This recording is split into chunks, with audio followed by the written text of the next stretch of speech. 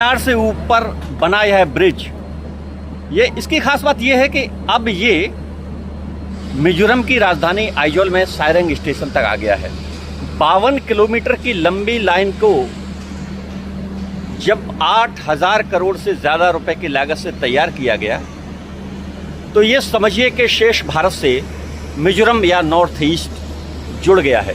हमारे साथ पश्चिम मध्य रेल के CPRO साहब हैं, उनसे अब जानने की कोशिश करते हैं कि क्या खास बात है इस ब्रिज की। आप जरा बताइएगा कि क्या खास बात है, कितना बेनिफिट होने वाला है इसको। यह ब्रिज नंबर 144 है जो कि सायरंग बैराबी नई प्रोजेक्ट लाइन पर स्थित है और यह हमारे देश का सबसे ऊंचा पायर ब्रिज है। पायर वह चीज़ है जिस पे ब्रिज खड़ा रहता है, यह एक्चुअली उसका फाउंडेशन है। और जैसा कि आपको बताया गया कि यह जो प्रोजेक्ट है यह 8,000 करोड़ की लागत से बना हुआ है। इस पर लगभग 55 बड़े ब्रिज हैं और लगभग 145 टोटल ब्रिज हैं एवं 45 टनल हैं। तो आप ये समझ सकते हैं कि यह कितना बड़ा इंजीनियरिंग मार्वल है। इसका जो फाउंडेशन स्टोन था वो भी माननीय प्रधानमंत्री जी ने 2014 में रखा था और आज 11 साल बाद यह ऑलमोस्ट तैयार हो चुका है एवं इसका शीघ्र ही माननीय प्रधानमंत्री जी द्वारा इसका उद्घाटन किया जाना है।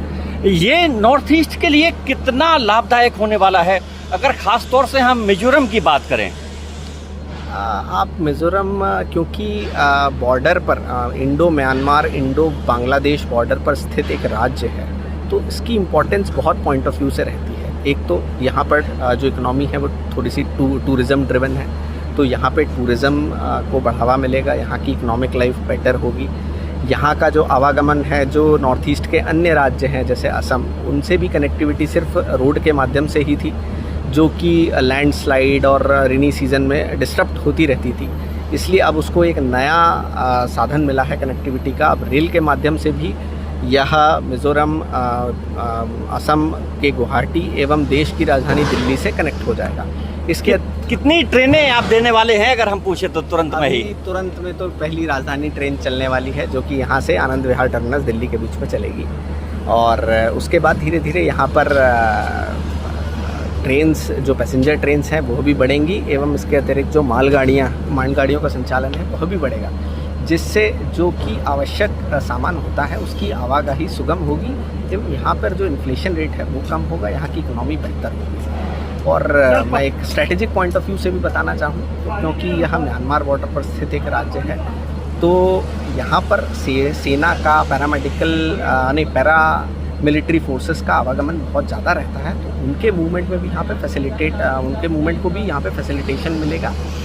एवं इससे जो इंटरनेशनल डिप्लोमेसी होती है कि जैसे फ्यूचर में चिकन नेक कॉरिडोर को बाईपास करने के लिए एक ट्राइलेटरल हाईवे का प्रोजेक्ट आना था, एक कालादान मल्टी मॉडल प्रोजेक्ट बनना था, उसके लिए भी यह रेल लाइन हेल्पफुल साबित होगी। ये रेल लाइन बहुत हेल्पफुल साबित होगी और ये सके CPRO साहब ने बताया।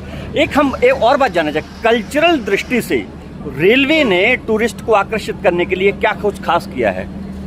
हाँ, क्योंकि यह नॉर्थ ईस्ट पे सिचुएशन राज्य है, यहाँ का जो कल्चर है, यहाँ के जो ट्रेडिशंस हैं, कस्टम्स हैं वो काफ़ी अलग टाइप के हैं, अलग हैं। तो उनको दिखाने के लिए यहाँ पर जो भी इस रेल लाइन पे टनल्स बनाए गए हैं, स्टेशन बनाए गए हैं, उनकी दीवारों पर टनल्स की दीवारों पर यहाँ की लोकल कलाकृतियाँ दर्शाई गई हैं, जिससे टूरिस्ट को, लोगों को जो आवाजाही होगी यहाँ के कल्चर के बारे में जानकारी मिलेगी। देखिए CPRO साहब ने बताया कि कल्चर को, इकोनॉमी को, सामरिक दृष्टि से सभी तरह से ये ब्रिज नॉर्थ ईस्ट के लिए बेहद महत्वपूर्ण है और हम अभी उसी ब्रिज पर खड़े हुए हैं जो सायरंग से बैराबी लगभग 52 किलोमीटर की दूरी पर बना हुआ ब्रिज है। और ख़ास बात यह है कि उन्होंने बताया कि कुतुब मीनार से ज़्यादा ऊंचा है। बहरहाल हम इसका नज़ारा देखें तो ये तो हमको ऐसा लगता है कि आसमां ज़मीन को छू रहा है। एक गाना ज़रूर है कि लो झुक गया, एक गाना है वो दिलीप कुमार पे फिल्माया गया है